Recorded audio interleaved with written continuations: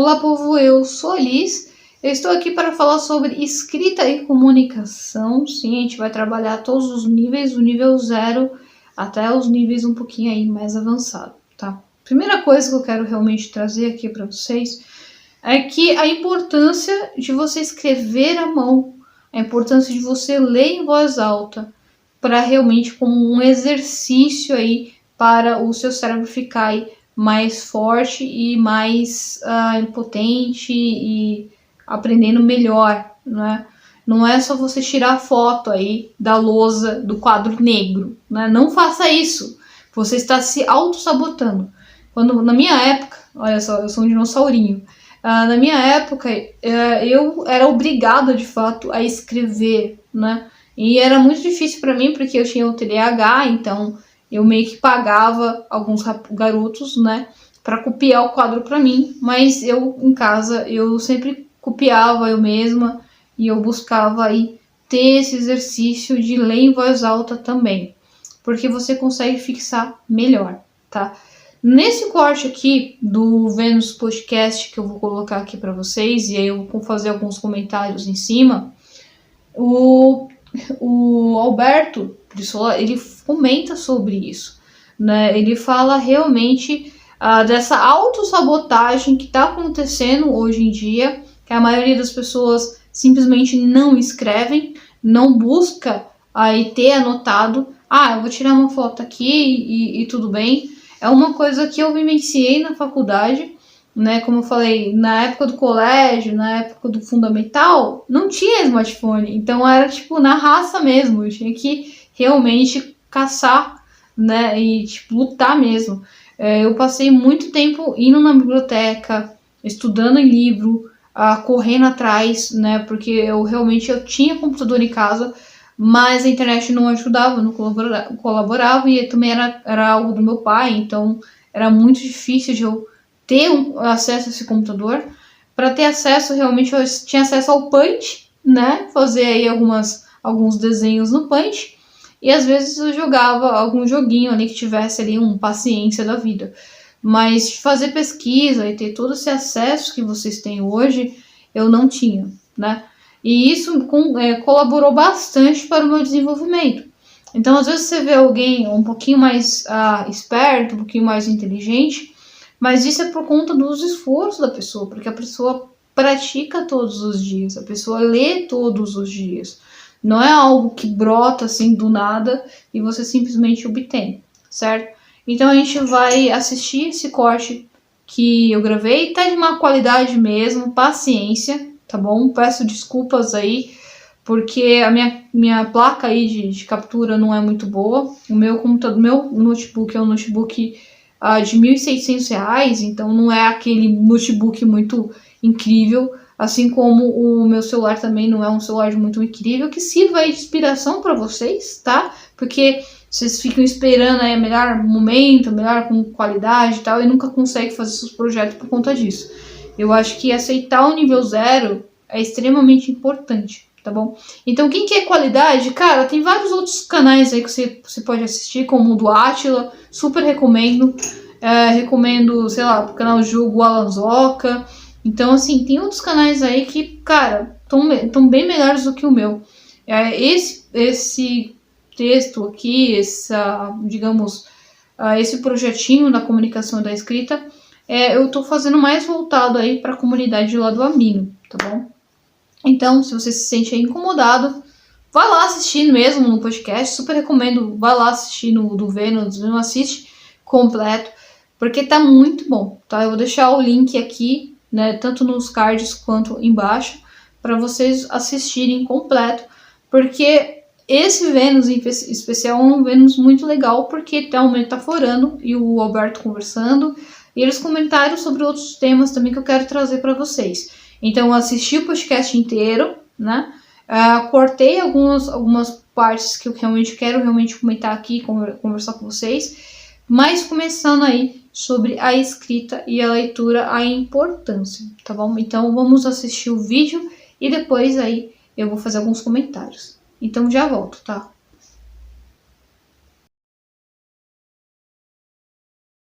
Escrever, por exemplo, se você memoriza alguma coisa repetindo em voz alta, você já guarda mais. Sim. Mas se você, além de repetir em voz alta, você escreve. Foi interessante esse movimento que teve aqui. Que elas fizeram algo que a ciência já comprovou bem recentemente, que o escrever torna a memória mais poderosa. Então, por exemplo, fizeram um teste envolvendo pessoas estavam estudando alguma coisa, e algumas pessoas digitaram no computador e outros escreveram com caneta.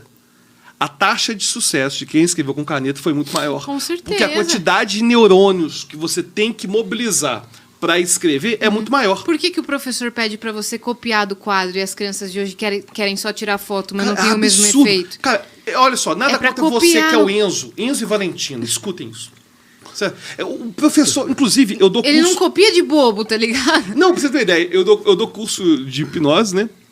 E o pessoal não anota. E eu dou aula com Flipchart, porque eu penso o seguinte: PowerPoint, vídeo, tem que ser utilizado como recurso para agregar algo que eu não consigo, nesse momento, falar. Certo? Ou seja, eu tenho que mostrar um vídeo, tem que usar o PowerPoint. Uma imagem. Uma imagem, sei lá, alguma coisa para ilustrar. Um gráfico, por exemplo, né? Ilustrar.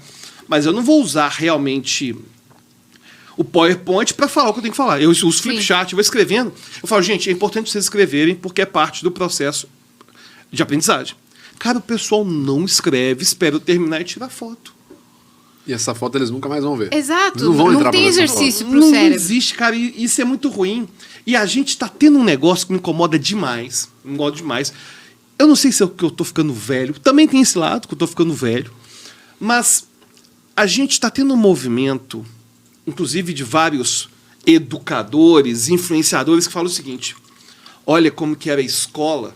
Escola hoje não serve para nada. Ou então fala assim: é importante a gente mudar o jeito de ensinar e começar a usar mais tecnologias. Cara, a gente não tem que fazer inclusão digital sem uma inclusão prévia cultural. Temos que ter uma inclusão cultural. No momento em que a gente tem uma audiência, a gente tem os Enzos, as Valentinas, todo respeito aí a essa geração nova, que já nasce digital. tudo à distância de um clique. A criança, hoje eu vi uma coisa assustadora esses dias, uma criança de 2 anos de idade viu uma tela do aeroporto e não era um anúncio, não era realmente um tablet. E a criança estava querendo interagir com aquilo, porque é o que ela aprendeu a fazer. Só que o problema é que essas pessoas estão ficando com a mente cada vez mais acelerada, cada vez com menos paciência. Tem uma ideia? Tem uma parte da nossa memória chamada memória operacional, que é a nossa memória temporária, que a gente usa para o dia a dia. Tem uma parte dessa memória que está agora ficando dedicada a esperar a notificação. Sim. E por que a gente fica com ansiedade usando internet e redes sociais? Porque essa parte fica esperando notificação o dia inteiro. E se não tem, a gente se frustra. Não, e o pior é que... Ou se tem é negativa, é pior ainda. Pior. Né? Não, e o pior é que tem uma coisa que existe no cassino. Existe coisa do cassino que existe na rede social, que é o chamado reforço intermitente. Por que você acha que alguém fica viciado no cassino, por exemplo, naquele negócio de... na roleta. Roleta ou até mesmo bingo, caça-níquel. Não é porque a pessoa perde. Por exemplo, eu vou contar a minha experiência, eu estava dando uma palestra em Las Vegas, numa convenção de hipnose. Nossa. Chique, né? Chique. Ele deu uma carteirada. Posso ir no banheiro rapidinho? Não, peraí que eu tenho um teste. Tá. Peraí que eu tento. Vai lá. Mas aí eu tava dando a palestra. Aí o colega meu chegou assim: vamos pro cassino? Eu falei, cara, eu acho cassino chatão. Eu gosto de jogar poker, porque poker tem estratégia. Mas eu falei assim, vamos ver. Cara, eu falei assim, ó, vou reservar um dinheiro. De sorte e azar você não gosta. Eu não curto, mas eu falei assim, eu vou reservar um dinheiro que vai ser o dinheiro do cassino. Né? É igual quando a gente sai em uma grande cidade, tem o dinheiro do ladrão. Todo mundo tem o dinheiro do ladrão, né? Tem o dinheiro que é o dinheiro de verdade e o dinheiro do ladrão. Estratégias, né? Streetwise. Aí eu tava lá. E eu vou jogar $30, sei lá. Eu tinha separado 30, numa época que o dólar não custava R$10.000, né? Enfim, não era tanto igual hoje. Aí eu separei lá, sei lá, $30, $40, coloquei lá naquele negócio, o dinheiro sumiu. Falei, cara, não vou jogar esse negócio nunca mais na minha vida. Coisa horrível. Porque se eu tivesse me divertindo, por exemplo, eu entro no campeonato de pôquer, cara, eu vou ficar a noite toda jogando.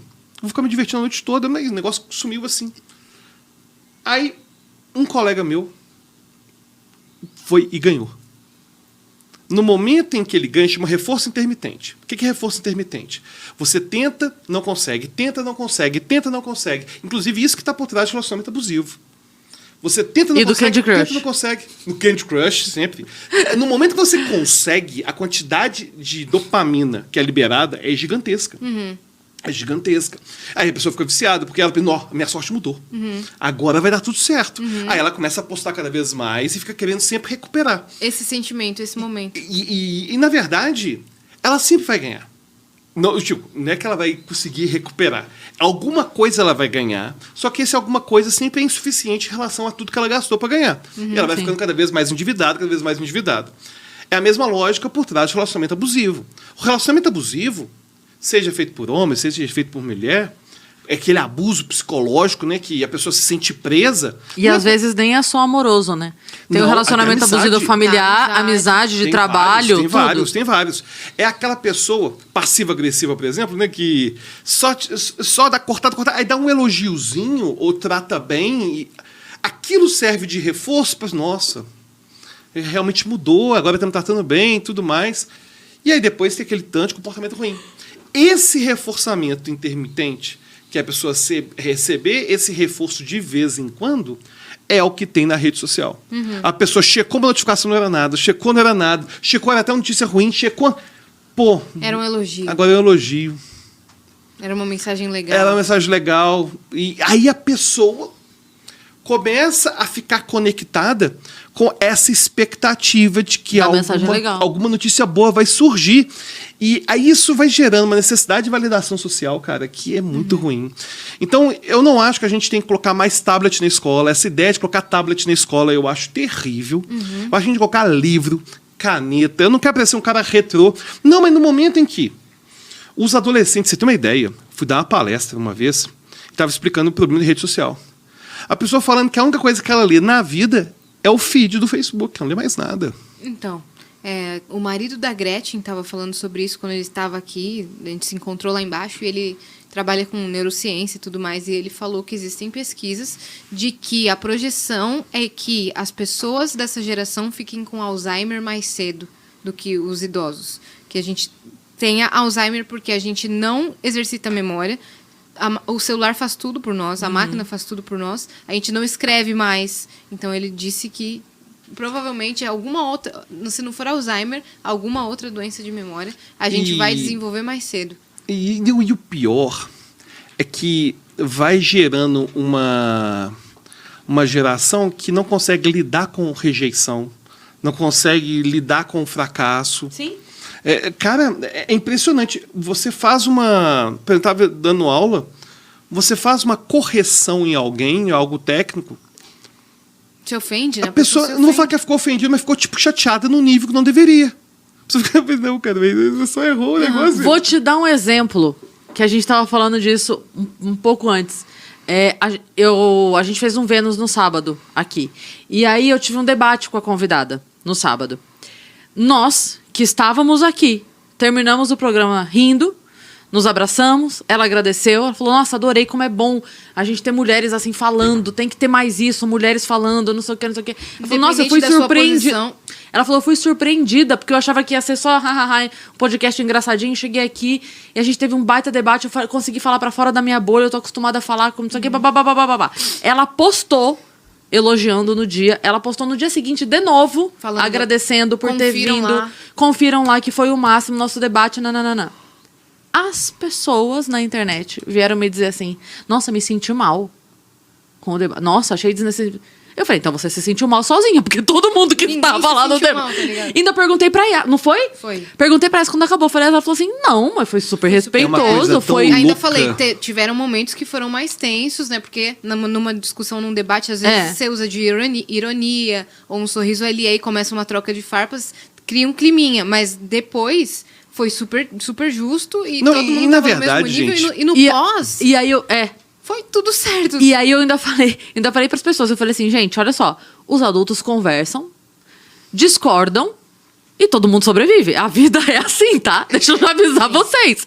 Tá tudo bem, é porque as pessoas estão acostumadas com a bolha. É o Enzo e a Valentina. Então, mas aquilo não que a gente discutir, tava né? falando, aquilo que a gente tava falando do algoritmo que facilita e tal, nananana, é porque a pessoa realmente não tá acostumada a conversar com alguém que discorde dela. Ponto. Então, alguém que discorda, necessariamente foi mal educado. Porque discorda. Como você me dá um argumento contra o meu? Você tá doido? Não, e detalhe, é achar que gentileza é chegar num debate. Porque existem pautas centrais que a gente não consegue ficar calado numa conversa. Por exemplo, uma pauta central que me incomoda, além da meritocracia, esse negócio que a gente conversou hoje mais cedo, né, é a questão de pseudociência. Ah, não, mas tem estudos que... Não tem. Ah, Não então tem. o que eu falei não tem estudos, então? O quê? O que eu falei que o cara... Não tô falando disso não. Tô Ah, falando tá. disso não. Outro exemplo. Eu tô falando outro exemplo. Tô falando de outro exemplo. Tô falando a pessoa chegar assim, ó. Ah, porque... Ah, mas tem estudos que mostram que a aura, não sei o que. Cara, não tem esse estudo da aura. Não, mas a vida passada não foi comprovado nada não, cara. Eu não vou deixar de apresentar, ainda que eu esteja num ambiente que eu sei que as pessoas acreditam nisso. Sim. E a gente tem que ir numa conversa, senão vira entrevista da Globo, cara. Nada contra vocês da Globo, pode continuar chamando, a gente vai, mas é outra coisa. E a gente não pode deixar de falar Sim. numa conversa, que é o que é mais legal daqui, é o ambiente assim. Eu falo o que eu quero falar, você fala o que você tem que falar. E vão ter pautas que são centrais que a gente vai falar alguma coisa. E aí tem um filósofo que eu gosto de citar, até citei uma vez no Sacani, que falava o seguinte: palavras são navalhas, mas como eu posso falar o que me convém sem querer ferir ninguém? Podia ser Nietzsche, mas é Belchior. Certo? É Belchior. E palavras são navalhas mesmo, sabe? A gente não pode deixar de falar o que a gente tem que falar com medo da... Não, para aí, gente. Como assim? Uma coisa é discurso de ódio. Sim. É você chegar assim, ó, vai lá no perfil dela. Sim. Agora, você chegar e ser... Inclusive, isso é coisa tão absurda que eu gosto muito de... Que eu consumo muitos podcasts, né? E, claro que eu não assisto todos os episódios, eu assisto com acordo com o convidado, com o tempo e tudo mais. E tem um apresentador que eu gosto muito, que é o Sérgio Sacani. Aqui estava no Ele CC, veio enfim. aqui a semana passada. E ele tomou certos posicionamentos acerca de política. E algumas pessoas ficaram indignadas.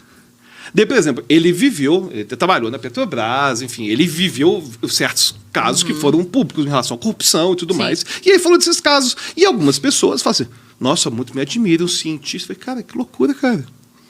Como assim que a pessoa um cara tão qualificado, vai falar de um tema que ele viveu, nem precisava ter vivido, mas ele viveu, e vai ter uma bolha de pessoas que estão lá falando.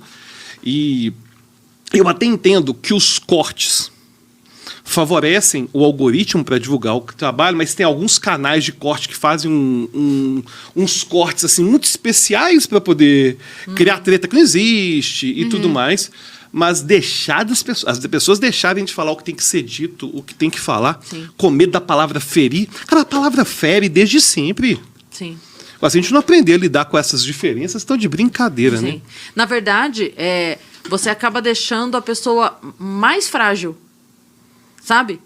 É tipo assim, ó, se você não ensina o não pra criança na hora que ela quer pegar a massinha e não pode, que ela quer comer a massinha e você fala, não, isso não pode e esse não pode, ela não vai ser um adulto que vai saber lidar a hora que perde o emprego. Sim. Claro. Porque ele não aprendeu a lidar com o Eles não sabem lidar com pequenininho. rejeição nenhuma. Então, assim... Nada que dá errado, não vou conseguir lidar. Então, assim, o não pequenininho, ele vai crescendo e vai pro não médio, e você vai aprendendo a lidar, e a hora que a vida te vem com um não desse tamanho, você tá preparado para receber um não desse tamanho. Porque senão, a pessoa vira um adulto que a hora que vê um debate sadio, chilica, porque não consegue lidar com duas pessoas conversando. Que grosseria, discorda. que baixaria. Que grosseria. E como Por quê? que eu Porque vou dei minha ser opinião? amigo só de quem concorda comigo? Que amizade chata. Não, pelo amor de Deus, Deus me Amizade livre. chatona. Deus me livre. Deus me livre. Eu falo com todo mundo, eu converso com 50 tons de cinza sempre. Quero Não, continuar eu sou muito assim. amigo do Vitor. Tem várias pautas que a gente discorda. Aí o Vitor, não é amigo. Por quem te disse? Não é amigo, não. Ó, o que você vai me explanar aí. Não é isso. Continua, prossiga. Eu não sou amigo do Vitor porque ele concorda com tudo que eu falo, não. Não, com certeza Sim. não. Pelo amor de Com Deus. certeza não. E é curioso como se busca tanto isso, mas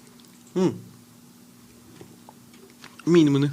eu vejo isso Certeza. como uma proteção de uma ideia que não está bem estabelecida. Porque eu digo assim, ó, eu tenho tanta certeza a respeito do que eu penso que eu me incomodo zero de conversar com alguém que discorde de mim. Porque, assim, o máximo que vai acontecer é ninguém convencer ninguém. E ótimo. Sim. Mas eu tenho tanta certeza que eu não tenho medo de conversar. A pessoa pode vir e discordar de mim de A a Z, que eu vou ter argumento de A a Z e vamos embora sorrindo cada um para tua casa. A pessoa que tem medo de dialogar, que não aceita conversar e que tem medo... É porque ela não tá certa das próprias ideias. Então ela tem medo de conversar, porque ela vai colocar as ideias dela e ela vai ser refutada e ela tem medo de conversar. E aí, que mundo merda é esse, então? Que a gente não consegue conversar e questionar, porque é só aí que a gente aprende, né? Sim. Porque se eu dou um argumento meu e você dá um melhor, eu falo, opa, peraí. De fato, isso eu não tinha pensado ainda. Caramba. Mudou, é. Caramba. Agora, se eu for embora achando que os meus argumentos foram melhores, ótimo, ok. Vamos para a próxima conversa. Nada muda. Amanhã é outro dia. Sim. Conheceremos outras pessoas e teremos outras conversas. O que não significa que não podem surgir pessoas aqui que são mal educadas e que ofendem. Claro, que provavelmente claro. surgiram algumas pessoas Mas assim. sim. Quero saber os nomes dos bastidores, com certeza. Não tivemos. Mal não, educados? porque Não que chegaram ofendendo, chegou não. Não, tô perguntando, realmente eu não sei. Não, Não, com ofensa não, porque senão ao vivo eu não teria passado o pano. Deve não. dar aquela cortadora É, já. quando chega com ofensa, tá Não. maluco, irmão? Não, só perguntando, porque o Flow já teve muita história né, de É. pessoa que não foi bem educada e tudo mais. Sim, Uma sim, tretinha sim. lá. Mas a gente, não- sei lá, eu acho que a gente tem que ter mais maturidade. Você sabe que... Lembra quando tiraram o número de likes do Instagram? Lembra disso? Eu fiz uma publicação no dia, até tá lá até hoje no meu Instagram. É uma publicação que é um fundo preto e só um coraçãozinho assim, escrito like. E eu fiz uma publicação falando sobre isso, que eu disse assim, eu entendo, porque a explicação que foi dada por eles é que tinha muita gente se cobrando o like quando posta, não tem X número de likes, a pessoa fica depressiva e lá. E começa a se comparar com um amigo que tem mais like. E aí eu falei, entendo, ok, mas isso é um sintoma. Vocês entendam que vocês estão tratando a febre, vocês não estão tratando a doença. A doença é outra. Sim. Se você tem uma geração que está movendo a sua vida por like do Instagram e você tira o like do Instagram, você está tratando a febre. A doença é muito maior. Sim, com certeza. Eu entendo isso como ação imediata Sim. para resolver, sei lá, números de suicídio ou o que Sim, quer que sim, seja. sim. Eu entendo, ok. Mas não é essa... Não é este o nosso problema. Não pode ser essa a única atitude. Exato, a ser tomada. é assim, então- Agora é opcional. Agora Deixar ou não. Deixaram é. opcional. Deixa É. Mas se você assim, quiser. cara, se isso está acontecendo, é porque a gente está criando cristalzinhos. Então a gente precisa parar de criar os cristalzinhos. A pessoa precisa ter acesso até o que dói pra ela criar casa. É claro que eu não tô falando pra você pegar uma criança Não, e não, meter não. Você sabe? Sim. Mas Não, mas é coisa assim, aquele negócio de. Não, me dá.